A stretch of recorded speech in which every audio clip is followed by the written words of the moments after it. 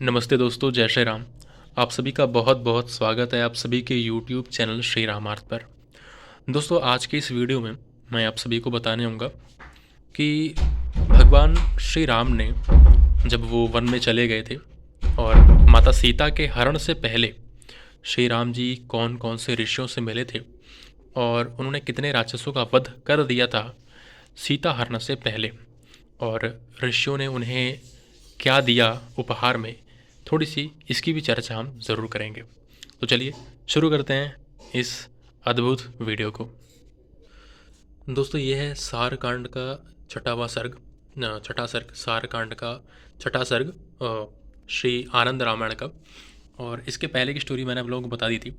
अब हम चलते हैं आगे की तरफ, जहाँ पर श्री राम जी जो है चित्रकूट में जब भरत जी उनसे मिल चुके हैं, मिल के जा चुके हैं, उसके बाद राम जी सोच रहे हैं कि भाई चित्रकूट में जो है लोग बहुत सारे आ रहे हैं मुझसे मिलने के लिए, और इस तरह तो मैं अपनी लीला नहीं कर पाऊंगा।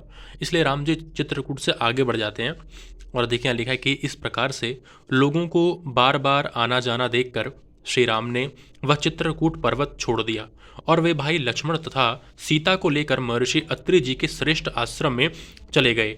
मुनिवर अत्रि जी को उन्होंने प्रणाम किया और उनसे सत्कृत्य यानी कि जो है उनका जो है अतिथि सत्कार जो है जब हो गया तो 3 दिन अत्रि जी के आश्रम में निवास करके राम जी चले गए। फिर जो है वहाँ पर उसके बाद वो जो है अनुसुईया जी के पास गए। अनुसुईया जो अत्रि जी की पत्नी है, अत्रि के कहने पर सीता कुटिया में स्थित अनुसुईया जी के पास गई। उन्होंने अनुसुईया जी को प्रणाम किया। अनुसुईया ने सीता को आलिंगन किया। सीता जी उनकी गोद में बैठ गई। तदंतर अत्रि पत्नी अनुसुईया ने आदर सत्कार पूर्वक सीता जी को सम्मानित किया।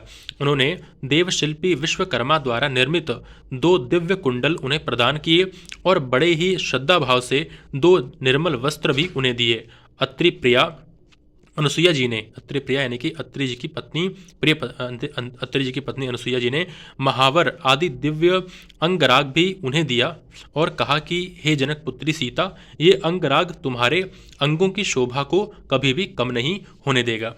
और फिर जो क्या बोलते हैं यथाविधि अत्रि और अनुसुईया ने दोनों ने सीता सहित श्री राम तथा लक्ष्मण को भोजन कराकर मुनिवर अत्रि ने उन्हें विदा कर दिया। ठीक है, भोजन करा के श्री सीता राम जी को लक्ष्मण जी को विदा किया। अब राम जी आगे कहाँ जाते हैं ये हम आगे देखते हैं। अब दोस्तों आ गया है ये 7वां सर्ग, और आज हम श्री राम का दंड कारण्य गमन, राक्षस विराध का वध और श्री राम का सरभंग आदि मुनियों के आश्रम में जाना, यहाँ तक हम थोड़ा जानेंगे क्योंकि इस बीच में भी काफ़ी सारी बातें हुई हैं। तो यहाँ पर क्या है कि आगे आगे राम चल रहे थे, उनके पीछे जानकी थी और जानकी जी के पीछे सुमित्रा पुत्र लक्ष्मण चल रहे थे। वहाँ वन में एक सरोवर को देखकर उन्होंने उसमें स्नान किया, सुखपूर्वक जल पिया और पके हुए फलों का सेवन कर तीनों ने वहां क्षण भर के लिए विश्राम किया। इसी बीच उन्होंने विराध नामक एक राक्षस को वहां आते हुए देखा। तब अर्धचंद्राकार एक बाण से राघव ने उसका वध कर डाला। उसी समय विराध के शरीर से एक दिव्य पुरुष प्रकट हुआ। उसने श्री राम को प्रणाम किया और वह अपना पूर्व का संपूर्ण वृतांत आदर भाव से बताते हुए कहने लगा। पूर्व काल में मैं एक सुंदर विद्याधर था। महर्षि दुर्वासा के शाप से मैं शापित था। आज बहुत समय के बाद इस वन में मुझे आपने शाप से मुक्त कर दिया। ऐसा कहकर उसने राघव की स्तुति की और फिर वह विमान में बैठकर देवलोक को चला गया। विराट के स्वर्गलोक को जाने के पश्चात श्री राम लक्ष्मण तथा सीता के साथ महर्षि सरभंग जी के आश्रम में गए। यानी कि विराट का वध कर देने के बाद भगवान श्री राम लक्ष्मण जी और माता जी जो है सरभंग जी के आश्रम में गए। अब दोस्तों यहाँ पर आपको एक बात जानने की बहुत ज़रूरत है। यहाँ पे लिखा है कि तदंतर मुनीश्वर सरभंग ने अपनी तपस्या द्वारा अर्जित समस्त पुण्य फल श्री राम के चरणों में समर्पित कर दिया और वे स्वयं चिता में आरूढ़ हो गए। यानी कि स्वयं उन्होंने अपने शरीर से ही मतलब अपनी इच्छा से अपने प्राणों को त्याग कर दिया। विमान में विराजमान होकर परम धाम वैकुंठ पधार गए। कौन? ऋषि सरभंग जी। अब यहाँ पर आपको एक बात देखने वाली है कि अगर आपको वैकुंठ जाना है यानी कि मोक्ष की प्राप्ति करनी है तो आपको बिल्कुल शून्य होना होगा। आपको अपने पुण्य भी भगवान के चरणों में समर्पित करने होंगे। उस पुण्य से और पाप से जो है बिल्कुल दोनों से अलग होना होगा और शून्य होना होगा, तभी आप जो है मोक्ष पा सकेंगे।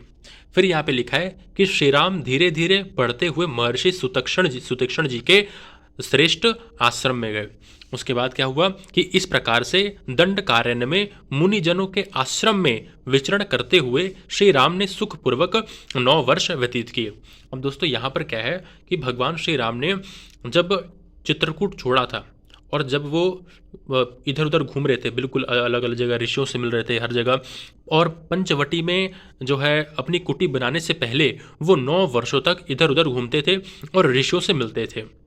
और उसके बाद जो है कुछ समय पश्चात श्री राम कुंभयोनि अगस्त जी के आश्रम पर पहुंचे। ऋषि अगस्त जी जिन्होंने समुद्र पी लिया था उनके आश्रम में पहुंचे और तदंतर मुनि श्रेष्ठ अगस्त जी ने श्री राम की स्तुति की और महेंद्रा द्वारा, महेंद्र बोलते हैं इंद्र को, ठीक है, इंद्र के द्वारा या महेंद्र के द्वारा प्रदत्त एवं पहले से रखा हुआ धनुष उन्हें प्रदान किया। इसके साथ ही अक्षय बाणों वाले 2 तरकश और रत्नों से विभूषित खड्ग भी उन्हें प्रदान किया। यानी कि ऋषि अगस्त जी ने भगवान श्री राम को इंद्र के द्वारा दिया हुआ जो धनुष था और जो 2 अक्षय तरकस थे, ठीक है, बाण वाले, और रत्नों से जो रत्नों से भरा हुआ जो खड्ग था वो भगवान श्री राम को प्रदान किया। तदंतर श्री राम मुनि अगस्त जी के कथानुसार गौतमी नदी के उत्तर तट पर स्थित रमणीय पंचवटी में गए। ठीक है, मार्ग में उन्होंने पर्वत के समान विशाल आकृति वाले तथा अपने पिता राजा दशरथ के मित्र और अरुण के पुत्र जटायु पक्षी को देखा। तो यहाँ पर दोस्तों जो भगवान श्री राम थे उन्होंने जो है जब वो चित्रकूट से निकले तो चित्रकूट से निकले और बहुत अलग अलग ऋषियों से मिले और ऋषियों से मिलते मिलते उन्हें 9 वर्ष हो गए और 9 वर्ष के बाद फिर वो जो है ऋषि अगस्त जी से मिले और अगस्त जी ने उन्हें बोला कि आप जो है पंचवटी में जाइए और वहाँ पर जा कर के आप जो है रहिए। तो भगवान श्री राम पंचवटी में जाते हैं और वहाँ पर अपने पिता दशरथ के मित्र अरुण के पुत्र जटायु जी से मिलते हैं। और यहाँ पर लिखा है कि पक्षीराज जटायु वहाँ सीता जी की रक्षा करते थे। और दोस्तों इसके बाद की कहानी जहाँ पर शूर्पणखा वाली कहानी है और खरदूषण का वध है और आगे जो और कुछ बीच में रहस्य वाली बातें हैं, जैसे माता सीता का जो है 3 रूपों में बढ़ जाना, वो आगे कहानी है, वो मैं आपको अगली वीडियो में बताऊंगा।